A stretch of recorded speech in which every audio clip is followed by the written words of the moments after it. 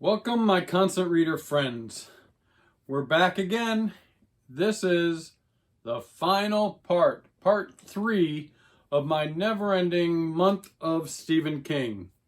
I'm Tad, and this is Tad Reads Books and Stuff. And as you can see, we're going to discuss the Gwendy's Button Box trilogy. I don't know if there's like a name for this, if they have like a verse name or a series name for this. I should do some research. I don't know. Well, let's start with Gwendy's Button Box. All right, so Gwendy's Button Box has 171 pages, very tiny. It was published in May of 2017. The Goodreads is 3.19 stars in Goodreads. And of course, this is a Castle Rock story.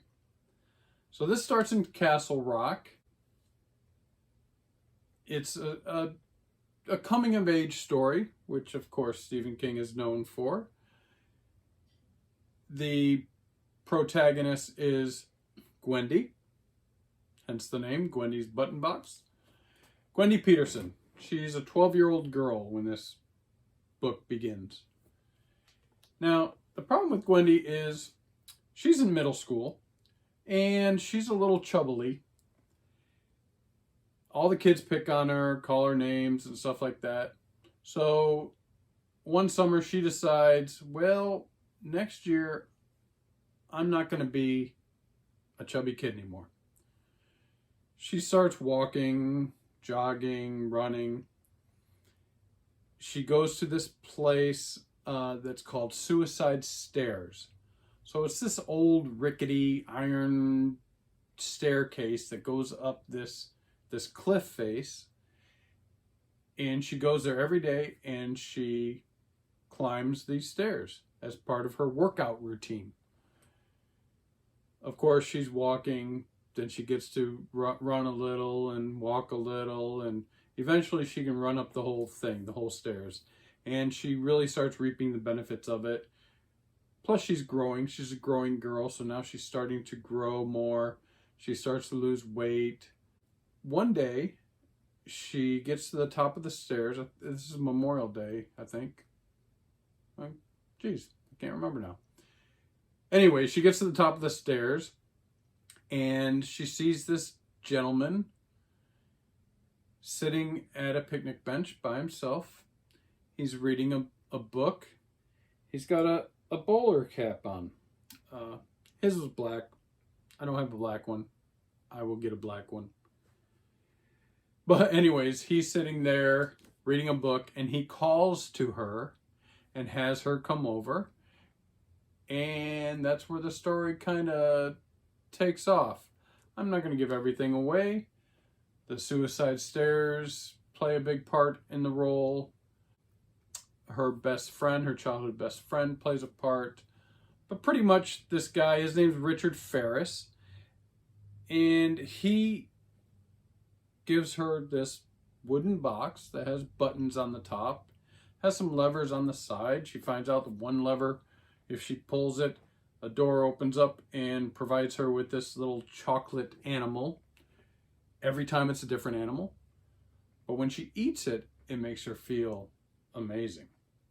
It stimulates her brain, it stimulates her body, it makes her smarter, makes her more beautiful, she feels, and everything. So she starts eating those. If she opens the other side, the door, a silver dollar pops out. That's worth thousands of dollars. It's perfect, uncirculated. And then she also learns from Mr. Ferris what the buttons do. I'm not going to give everything away, but they can cause havoc. And she becomes a custodian of this button box. And pretty much this is a monkey's paw story, is what it is. And even Stephen King talks about that. Stephen King says that he started this short story, couldn't figure out how to finish it like normal. So he brings in Richard Chismar, and he finished this book, and it's a nice little novel. One word that I give it, or well, not a word, but it's YA. That's what it feels like to me. It feels like a little YA book that you could read in an afternoon. Even though it says it's 171 pages, it's not really. It's kind of, it's got these borders around it, so that even the pages aren't full. They're well spaced. The end of a chapter, there's a blank page at the end of the chapter. It does have some art in it. If there's a sketch or something, then of course the back of the sketch has no writing on it. So it's not even really 171 pages. So you can fly through this if you want to read this. It's cool. It's interesting. It's a little fun, but not anything special. It didn't really, send me into thrills of fandom, but it's okay. So, what did they do? A second one comes out. This is called Gwendy's Magic Feather. A little bit bigger. So Gwendy's Magic Feather is 333 pages. Not really. Published in 2019. On Goodreads, it's a 3.80, so a little higher rated. This one is written by Richard Chizmar alone. So Stephen King didn't write with this one. So what does this do for Gwendy's Button Box? What does it do in the series? Well, Gwendy's now 37 years old. Of course, she's a famous author by this time. And she's also a newly elected junior representative in Congress for the beautiful state of Maine. So it starts off with her in Maine. Now, I'm not giving everything away. Just like I did in Button Box, you got to read it. There's some shit that happens in Button Box that you need to know about that informs this, but only to an extent. So now she's a congresswoman in Maine. She goes home on winter break for Christmas and New Year's, back to, of course, Castle Rock. And as Castle Rock is, there's some shit going down in Castle Rock. She helps the sheriff. The sheriff is, what's his name? Norris Ridgewick. She helps him investigate these missing girls. Of course, it's missing girls in Castle Rock. She helps him investigate this. Some other things happen. Her mother is trying to recover from cancer. Her husband is away on assignment. He's like a photographer reporting on some conflicts around the world. She's gone. Basically, you can see a little bit more of how the chocolates affect her. Now, let me say, at the end of book 1, Gwendy's Button Box, Ferris comes back, Richard Ferris comes back and takes the button box from her. At the beginning of this story, he reappears and gives her the button box back. So, I don't want to give it all away, but she uses the chocolates to help her mother with her cancer.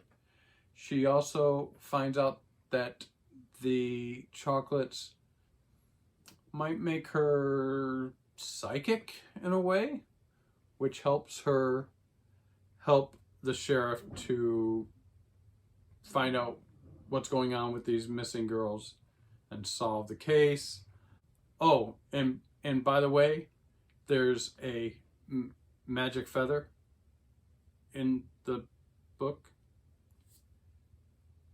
I don't know. It doesn't do anything. It's now going to be in the next book. It doesn't do anything. It's just representative of, I don't know. I really don't know.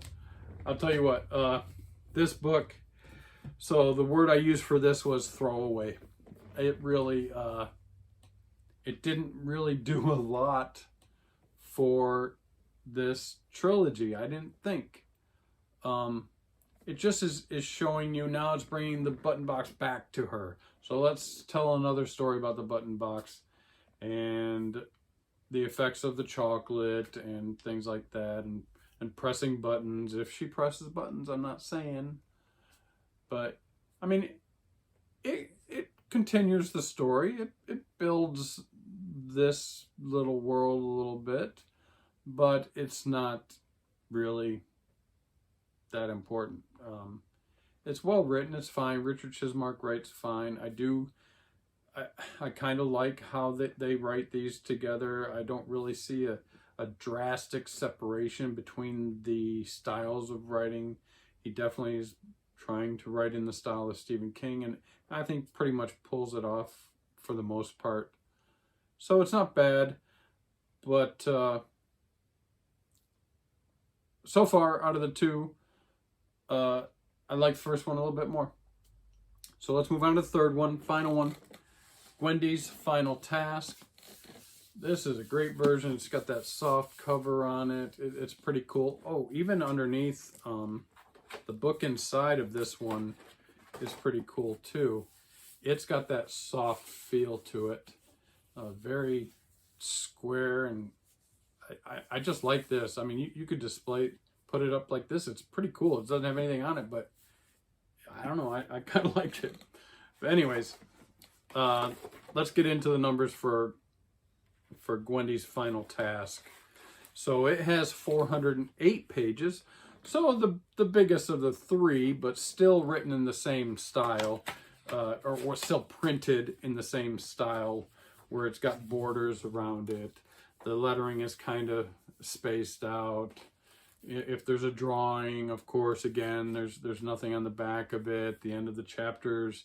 So it's not really 408 pages, but 408 pages. Some of the drawings are pretty cool in it, I think. I mean, that's kind of cool.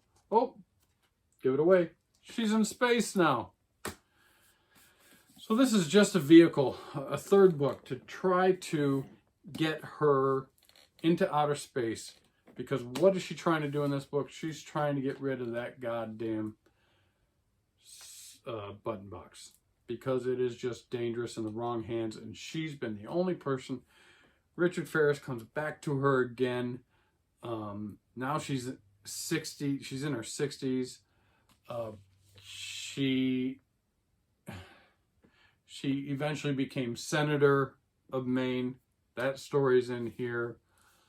Of course, the reason why she's going to space to get rid of the button box, which Ferris has given back to her again, because he is now failing. His health is failing. He's falling apart.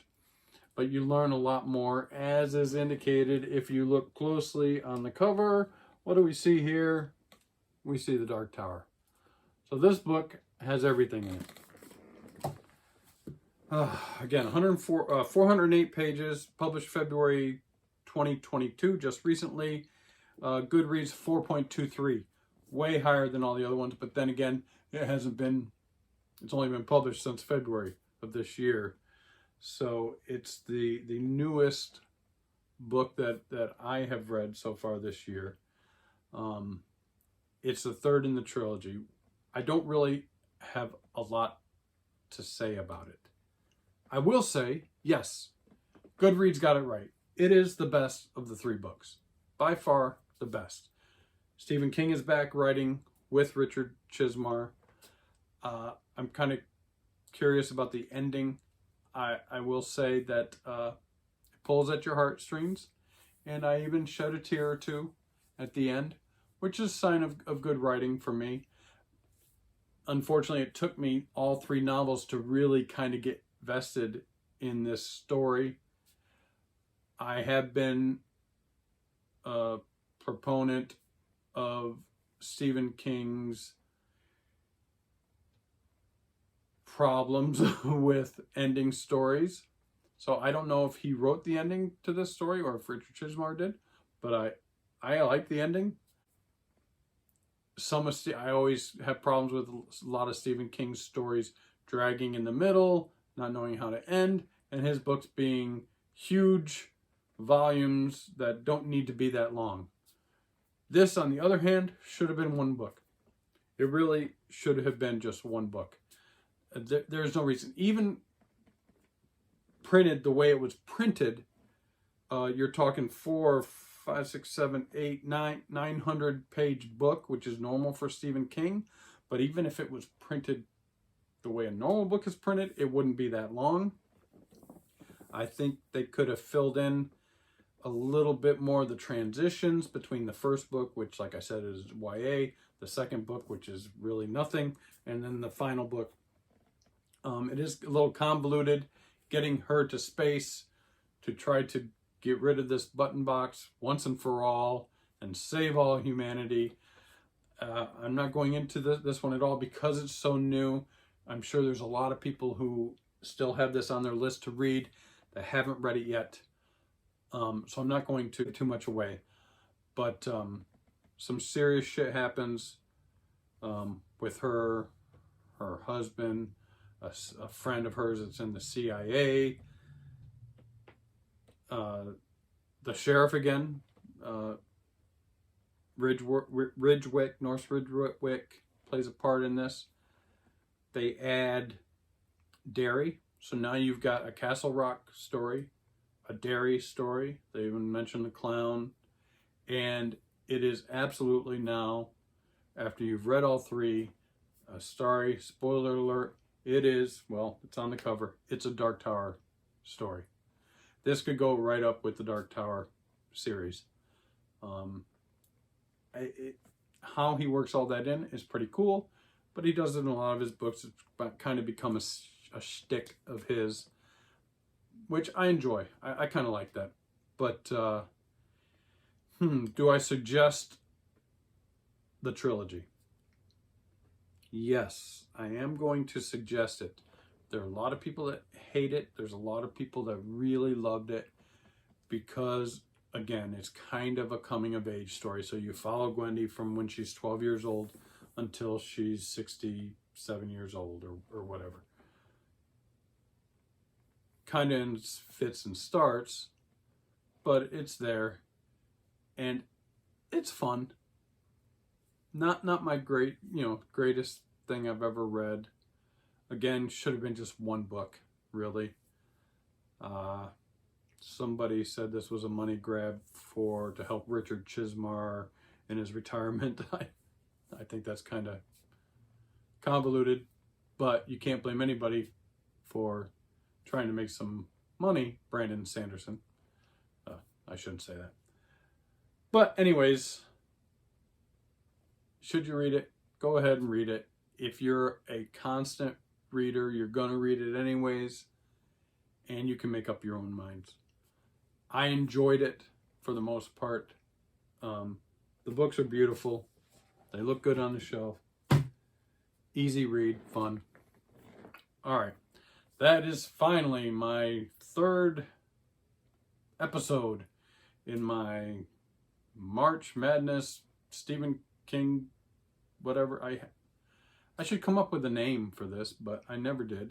It's pretty much my Stephen King March month reading thing. All right, guys. Thank you for watching. I really appreciate it.